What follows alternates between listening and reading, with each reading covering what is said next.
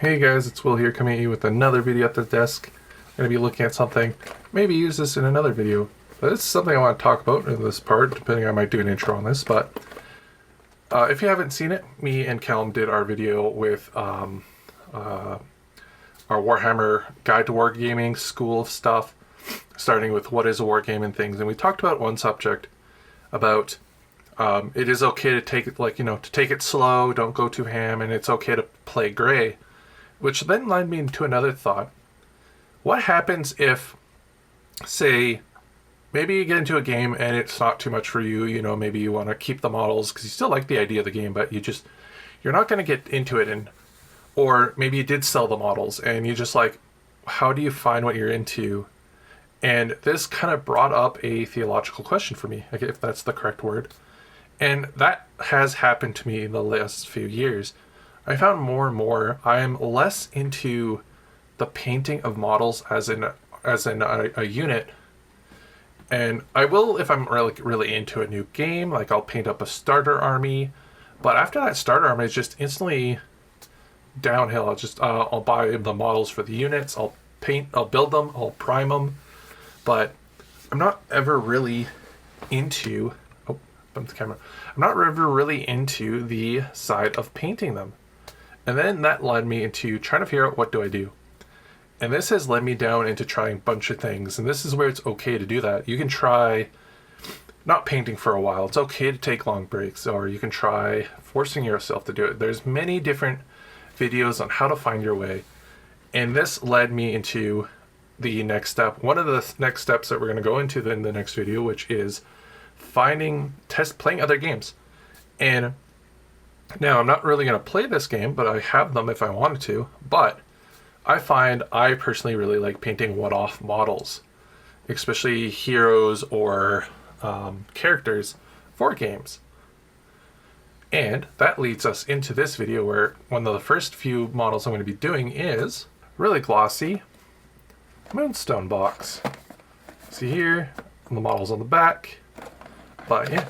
So I saw this one in my local game store, and I thought, Moonstone, let's take a look at it. It might have some interesting models. And I saw the models on the back. It's like, hey, I could use these models for multiple things. I can use them for D&D. I might make one of my next characters out of the model that's in here. Thinking for Conquest, there's the bow creatures that are satyrs. I'll use them for that, so on and so forth. I don't have to necessarily use them for one thing. Now, as you can see, we have the one base. I've also heard great things about this game. If you guys want to see an actual review of Moonstone, I'd be willing to go buy the book or whatever. But I've heard good things about this game. It is a skirmish game where you use about maybe like 3 or 5 models.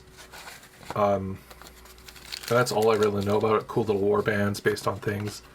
You have these cards, which are for the stats of your characters. So just like Judgment and stuff, you have these. They're actually a playing card texture. So stuff like that. So got the cards to the side, and we look at the models here. Looks like for the most part they're pretty well already together. So this guy is one piece.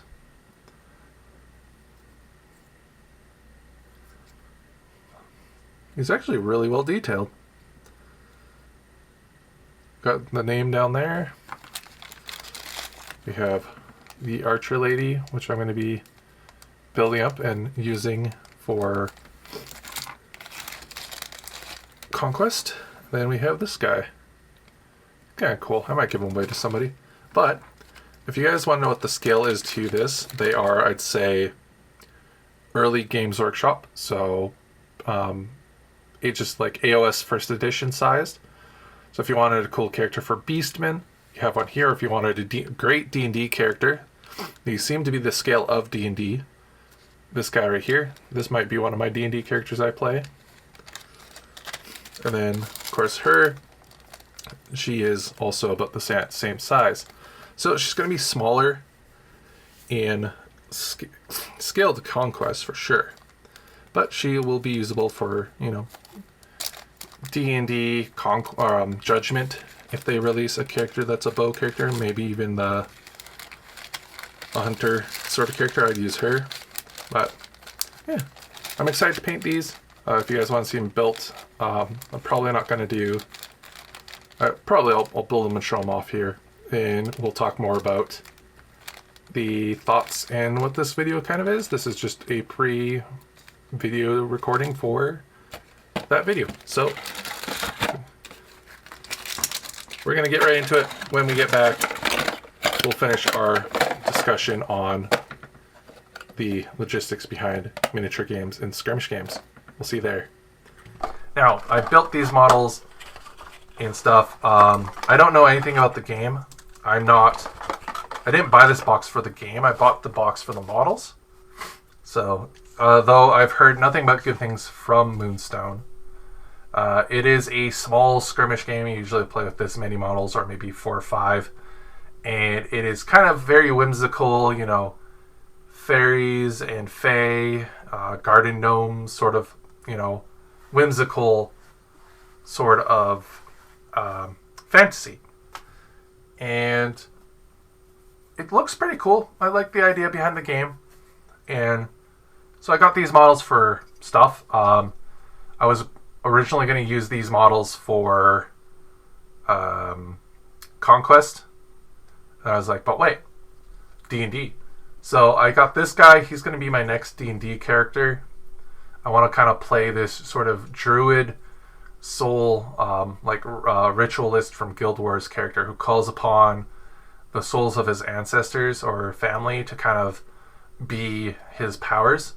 So the multi-classing would be it, and then you'd flavor it as him kind of not fully transforming into that person, but more of like a spiritual sort of ghost flickers in over him as a form, kind of like an illusion to replace his form. And then as, of course, he gets higher levels, he can become more physically into the actual form. But yeah, so this would be like the strength version of him, the sort of charismatic, fun thief / bard, and then the nimble sort of dex spell-based version. And yeah. So looking into that, as you can see on this character, I've finally built up here. She's really nice, and really excited to use this. I'm going to use her also for my bow people, for my army, for Conquest, hence why she's such on like double based and so tall high up, is because I'm going to use her for my satyrs for either Conquest, for the city-states. That, or use her for my mercenary bowmen, which is kind of like mix the stuff. So yeah. Now, you may have noticed that there's a shine here. That is because when I opened this model, and I did check the footage, her arm that holds the bow here, and the top of the curve of this bow, which is supposed to be like gnarled wood, was missing. Wasn't in the box, wasn't in the bags, I didn't snap them off. They were just not there. So, if you may have had that issue, this arm is supposed to be molded onto her. There's supposed to be an arm here that reaches out, and you glue the nub of this hand into it. And this top here is supposed to basically be a reverse of this. But besides that, I think these are some of the best singly glued together minis I've seen on the market, besides old Games Workshop stuff. I wouldn't be surprised even if this is old Games Workshop like material or workers, but like this is some of the best monoposed resin models I've seen, made by an indie company. Now, there is a lot of flash that was on this, but it cleaned off so easily. And then, of course, you have this little guy just running around, blowing his horn. If I can get him focused. So, there's that. Yeah, so these guys are really, really nice models. I highly recommend checking out Moonstone if you want a nice, lighthearted, whimsical skirmish game where it's literally buy 5 models and that's your army. So it's something you play on the side. The rules look a lot of fun, and there's a campaign aspect to it. Pretty cool. Feels very much, if you've ever played Moonbreakers or seen that, or that one game that was supposed to be coming out that never did. That was like you get the gems and stuff on the ground. Maybe it is Moonstone. Or I thought it was sci-fi. I can't remember. There was a whole controversy about it. But anyways, or if you like Warcrow, or you liked Warcry, this would be the game for you. Highly recommend it. From what I've seen. So yeah, with that, I've finally finished off my review videos. I'm going to stick these models back into their box. And for those who might be watching the stream and thinking to yourself, why don't you just contact support? I did. It's the weekend. I could repair it myself. So I did. So they have been contacted. Hopefully they'll be like, yeah, we'll send you a replacement model. If not, I've repaired it, so it's fine.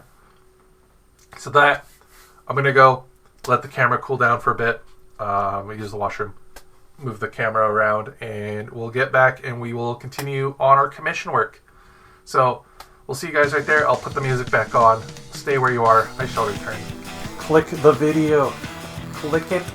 Click the video. You know you want to. Click it.